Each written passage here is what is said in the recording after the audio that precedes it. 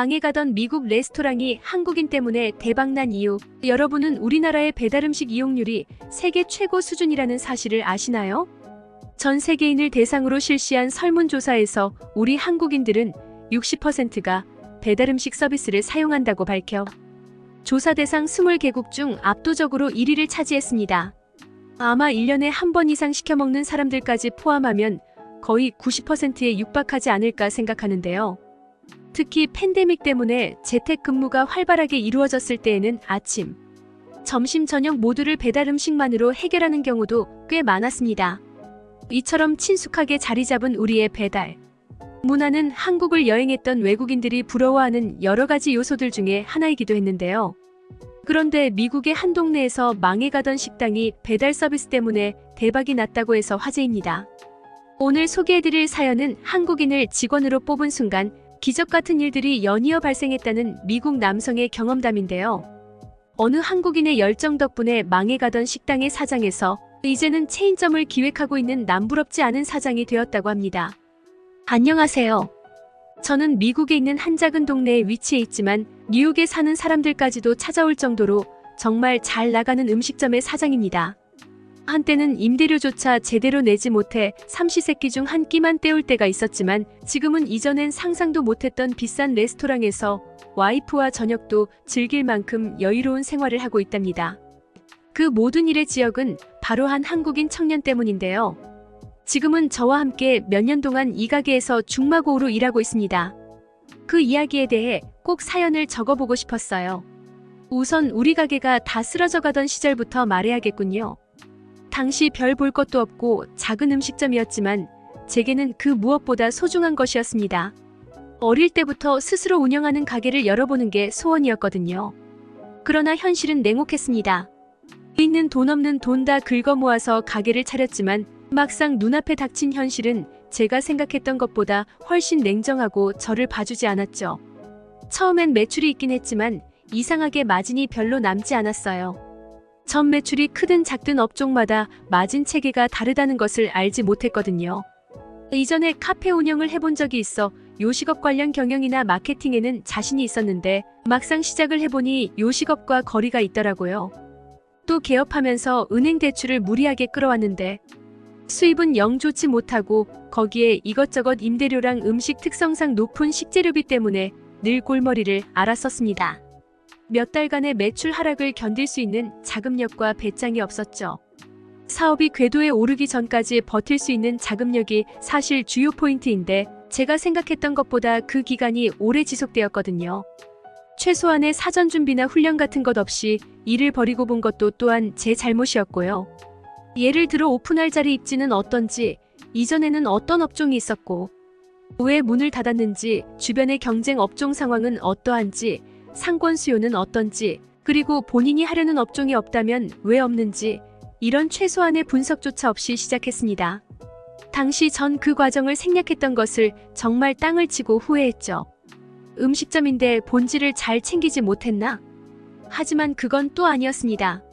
제가 생각하기에 그리고 주변 지인들의 의견도 참고해봤을 때 제 요리가 결코 맛이 없지는 않았거든요. 저 역시 제 요리에 자부심이 있는 사람이고요. 맛은 있어. 그런데 너무 자리가 안 좋은 곳에 위치한 것 같아 애초에 사람들이 잘 지나다니지도 않잖아. 주변 사람들은 모두 임무와 식당 위치를 잘못 정한 것 같다고 말했습니다. 저는 이걸 어떻게 해결하면 좋을지 머리를 싸맸죠. 홍보를 하자니 당시 직원을 고용하는 것은 무리가 있었습니다. 그렇다고 저 혼자서 무언가를 하기에는 시간이 부족했었죠. 그러던 와중에 한 친구가 제게 좋은 제안을 했어요. 내가 게스트하우스를 하잖아. 근데 여기에 꽤 괜찮은 한국인 청년이 있거든. 내가 보기에 그 친구 정말 괜찮은데 인종적인 문제로 아르바이트가 잘 안 구해지나 봐. 너가 아르바이트로 고용하면 너도 그 친구도 서로 상생의 길이고 좋은 거 아닐까? 저는 그 아르바이트생을 고용할까 말까 수백 번 고민했습니다. 그런데 현재 상황에서 홀로 버틸 수 없을 것 같다는 생각에 그 한국인 청년을 믿고 고용해보기로 결심했어요. 본격적으로 일을 시작하기 전 가볍게 식사를 했는데 예의도 바르고 꽤 괜찮은 사람으로 보였습니다. 그의 말을 들어보니 본인은 이곳에 유학을 왔고 집안도 나쁘지 않았지만 얼마 전부터 아버지가 운영하시는 사업이 위태로워지면서 어려움을 겪고 있다고 했어요. 본인이 미국에서 친구들과 진행 중인 일이 있기 때문에 당장 모든 걸 접고 한국으로 가기 어려운 상황이었다고 덧붙였죠. 그래서 아버지의 부담을 조금이나마 덜어드리고자 아르바이트를 구하기로 했어요. 하지만 저를 고용하고 싶은 고용주들은 얼마 없더군요. 분명 공고를 올렸음에도 구인중이 아니라든지 외국인은 안 된다든지 거절 사유가 다양했어요. 설령 저를 원하는 사람이 있다고 해도 모두 저를 굴려먹으려는 심보를 가진 사람들밖에 없었고요. 저는 그와 대화를 하면서 그가 점점 괜찮은 사람이라는 걸 알게 됐고 믿고 고용하게 됐습니다. 역시 제가 생각했던 대로 그 한국인 청년은 무척 똑똑한 친구였어요. 요리 쪽에서 일을 해본 것도 아닌데 숙련도가 굉장히 빨랐고 일에 대한 이해도도 높았죠. 게다가 일 처리는 얼마나 빨리빨리 하는지 항상 제가 내어준 시간보다 늘 여유있게 마무리를 해와서 가끔 깜짝 놀랄 때가 많았을 정도예요. 심지어 빨리 한다고 결과물이 성의 없는 편도 아니었답니다. 물론 그 역시 사람인지라 가끔 실수할 때도 있었지만 100만큼 잘하고 1만큼의 실수를 했기 때문에 나머지 결과들로 감수할 수 있는 부분들이었어요. 게다가 그는 오히려 작은 실수임에도 늘 잘못을 뉘우치겠다며 진지하게 반성하는 태도를 보여주었습니다. 저는 감탄했죠. 그것이 그의 참된 인간성을 보여주는 것이라고 생각했어요. 그는 사소한 것도 그냥 넘어가지 않고 늘 본인이 할 수 있는 최선을 다하는 사람이었거든요. 하루는 그에게 물었습니다. 요식업계는 무척 힘들어서 견디기 어려웠을 텐데 꽤 잘 버티는구나. 도대체 이전에 무슨 일을 했던 거니? 글쎄요. 한국인은 근성이 좋거든요. 그는 별 번지르르한 말 없이 그저 이 말을 하고는 웃어 보였어요. 솔직히 저도 처음에는 외국인을 고용하기에 꺼려지는 부분들이 있었습니다. 아무래도 망해가는 사업인데 괜히 불난 집에 기름을 붓는 격이 될까봐 고민을 많이 했죠. 그런데 막상 고용하고 보니 일하는 것에 있어서 국적은 상관이 없다는 것을 느꼈습니다. 아니면 그가 정말 한국인이라 일을 잘하는 것인지도 몰라요. 그 덕분에 한국인에 대한 이미지가 무척 좋아졌거든요. 오히려 다른 한국인들도 고용하고 싶어졌기도 했죠. 그리고 그와 의사소통이 잘 돼서 소통에 대한 문제가 생길 일도 없었고요. 저는 아르바이트생을 고용하고 어떤 식으로 홍보할까 고민하던 중 포스터를 제작해 동네에 붙이고 다니라는 말을 했습니다. 그런데 갑자기 그 친구가 제게 배달 서비스를 시작하는 건 어떻겠냐고 제안하더군요. 배달 서비스? 솔직히 좀 뜬금없다고 생각하긴 했습니다. 굳이 음식을 배달을 해서 먹으려는 사람이 있을까? 저는 조금 의문이 들었거든요. 그런데 청년이 이렇게 말하더라고요. 배달하는 것을 잘 모른다면 그럴 수도 있겠지만 일단 한두 번 시켜 먹어보면 분명히 배달이 편하다는 것을 느끼는 사람들이 생겨날 거예요. 그에 대한 신뢰가 이미 높기도 했고 당시 무언가를 시도해야만 하는 상황에 있었으니 저는 도박이라 생각하고 의심 반 믿음 반으로 배달 서비스를 시작했습니다. 그런데 놀랍게도 배달 주문이 하나 둘 들어오기 시작했어요. 전혀 반응이 없을 줄 알았는데 말입니다. 전에는 홀로 운영하는 가게인지라 어림도 없었는데 이제는 한국인 친구가 자전거와 오토바이로 동네와 근교까지 배달을 진행해주면서 더 많은 사람들에게 판매를 할 수 있게 되었어요. 저는 그가 너무 힘들지는 않을까 걱정했지만 그는 오히려 가게에만 따분하게 있는 것보다 장사가 잘 돼서 바쁘게 움직이는 게 더 좋다고 얘기하면서 저를 배려해주는 모습이었습니다. 그는 정말 좋은 사람이었어요. 그가 가게에만 있을 땐 그래도 몸이 피곤하진 않았는데 배달을 시작하면서 주문이 하나둘 들어오기 시작하니 몸이 바빠지게 되니까 그가 걱정이 되더라고요. 그래도 그는 항상 웃으며 괜찮다고 했습니다. 그 친구는 그렇게 바쁘면서도 늘 제게 끊임없이 도움을 주었어요. 가끔 음식 맛을 보곤 수정해야 할 부분도 알려줬죠. 신기하게도 그는 요리 쪽에 관한 지식이 아무것도 없는 사람이었지만 희한하게 그가 알려주는 대로 하니 맛이 확 살아나더라고요. 도대체 어떻게 이렇게 잘하는 거야? 요식업종에 경력이 없는 사람 맞는 거지. 그럼요. 제가 요리를 잘하지는 못하지만 어머니가 요리를 아주 잘하셨거든요. 제가 아는 요리 레시피는 거의 어머니께 배운 거예요. 정말 신기했어요. 또한 그의 배달 실력이 얼마나 뛰어났는지 한 번도 배달 때문에 문제가 되었던 적이 없었어요. 오히려 식당에서 먹는 것처럼 따뜻하게 배달해줘서 고맙다는 후기들이 많았죠. 특히 제일 신기했던 것은 그가 이 일을 시작하기 전까지 한 번도 오토바이를 타본 적이 없다는 점이었습니다. 처음에는 자전거를 타고 배달을 하려고 마음먹었는데 먼 곳에서 주문이 들어오다 보니 자동차를 타고 가야만 하는 상황이 여러 번 나왔었어요. 그러자 그는 오토바이로 배달하는 것이 좋겠다고 이야기했고 제가 오토바이를 한 대 구해오자 하루 만에 완전히 습득했던 것 같았죠. 대체 무슨 비결이 있는 거야? 한 번도 일을 안 해봤다고 하더니 마치 전문가를 보고 있는 것 같아. 제가 이렇게 그를 칭찬할 때면 그는 항상 웃으며 이렇게 말했습니다. 사장님은 한국에 방문하시면 아마 깜짝 놀라시겠네요. 저는 그저 제가 어렸을 때부터 경험했던 몇 가지를 시도해보는 것뿐이고 조금은 어설프지만 다행히 이곳 사람들이 좋게 생각해주는 것 같아요. 그런 상황에서 그 청년은 제게 한 가지 더 제안했습니다. 이에 본인이 남는 시간에 혹은 시내에 나가게 됐을 때 짧게 시간을 내서 오가는 행인들에게 가게를 홍보하는 전단지를 나누어주고 허락만 해준다면 커뮤니티에 글을 올려 홍보하겠다는 말이었어요. 저는 너무나 고마웠습니다.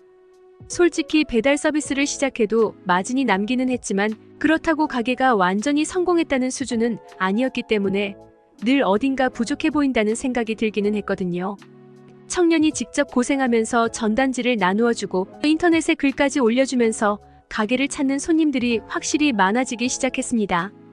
정말 그의 홍보가 빛을 발한 것인지 근처 지역에서 배달 주문이 많이 들어오기도 했어요.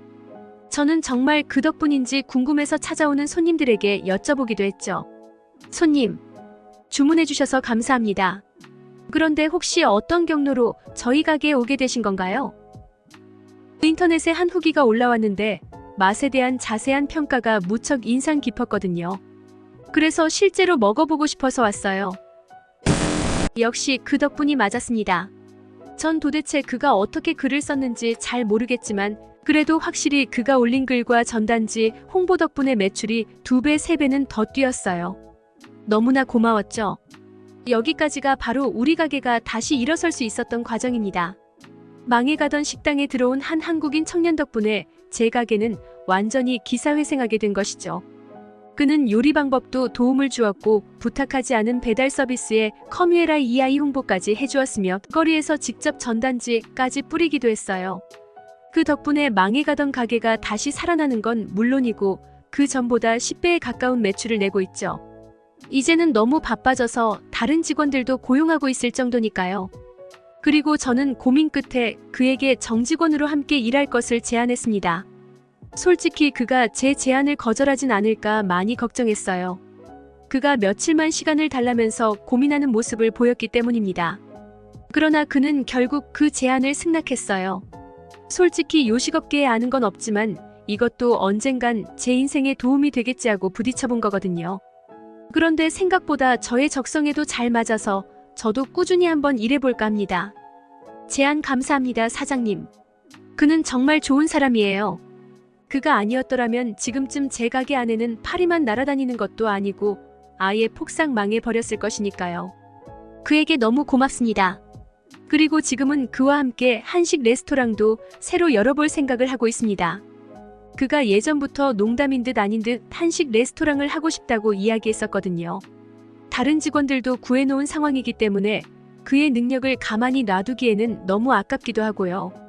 지금까지 그의 성공을 보면 아마 무엇을 하더라도 성공하지 않을까 생각합니다. 새 식당을 오픈하면 아마 그때는 직원이 아니라 이제 진정으로 동업자가 되어 있겠네요.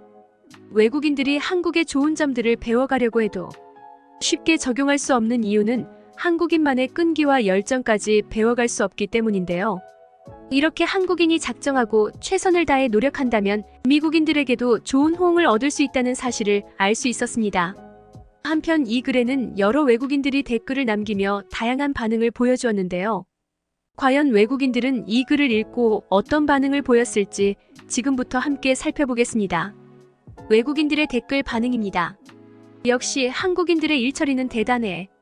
손님이 안 오면 거리로 손님을 찾으러 나가고 심지어 찾아오기 힘든 거리에 있으면 배달을 해서라도 손님을 끌어오려고 하잖아. 아마 한국인들은 상상한 것을 최대한 서둘러서 실행해야만 하는 유전자가 있는 것 같아. 마트나 공항에 갔을 때도 줄을 서는 사람들이 생기면 직원들은 최고 속도로 빨리빨리 움직이잖아. 한국에서 먹어봤던 배달 음식을 드디어 미국에서도 먹을 수 있는 거야? 한국에 여행 갔을 때 한국인 친구가 나를 위해서 음식을 엄청 많이 주문했던 적이 있어. 그런데 음식의 양에 놀라기 전에 음식이 엄청 빨리 와서 그것 때문에 먼저 놀랐었어. 특히 배달된 음식은 뜨거우면서도 매우 맛있었는데 왜 한국에서 배달 음식을 먹어보라고 하는 건지 공감할 수 있었어. 미안하지만 한국이 아닌 다른 나라에서는 배달 문화가 있다는 이야기를 꺼내지 않았으면 좋겠어. 한국에서 배달 음식을 시켜보고 나면 다른 나라에서는 절대로 불가능한 일이라는 걸 알 수 있을 거야. 한국에서는 공원은 물론이고 산이나 바다에서도 시켜 먹을 수 있어요. 농담이 아니고 진짜로 한국에서 벌어지고 있는 일이야. 글쓴이는 당장 오늘부터 그 한국인 직원을 떠받들고 살도록 해. 사업을 하다 보면 내가 잘해서 성공하는 경우도 있겠지만 누구와 만나서 일할 수 있느냐에 따라서 성공과 실패가 갈리는 경우도 있어. 다행히 운 좋게도 처음 만난 직원이 평생의 은인이었네. 많은 외국인들이 한국에서 경험했던 배달 문화에 대해 감탄과 함께 부러움까지도 갖고 있다는 사실을 알 수 있었습니다. 특히 본인이 일하는 가게를 위해 최선을 다해주었던 한국인 청년을 향해서는 아낌없는 칭찬의 목소리를 내고 박수를 쳐주었는데요. 해외에서도 인정받고 있는 우리 한국인들과 한국의 힘을 지켜보고 나니 마음 한편이 뿌듯해지는 순간이었습니다. 그리고 개인적으로도 그 한국 청년에게 칭찬의 박수를 보내고 싶어지네요. 즐겁게 보셨다면 댓글로 여러분의 소감을 남겨주세요. 더욱 더 좋은 영상으로 찾아뵙겠습니다. 듣기 주셔서 감사합니다. 오늘의 영상은 이게 전부입니다. 모두가 건강하길 바랍니다.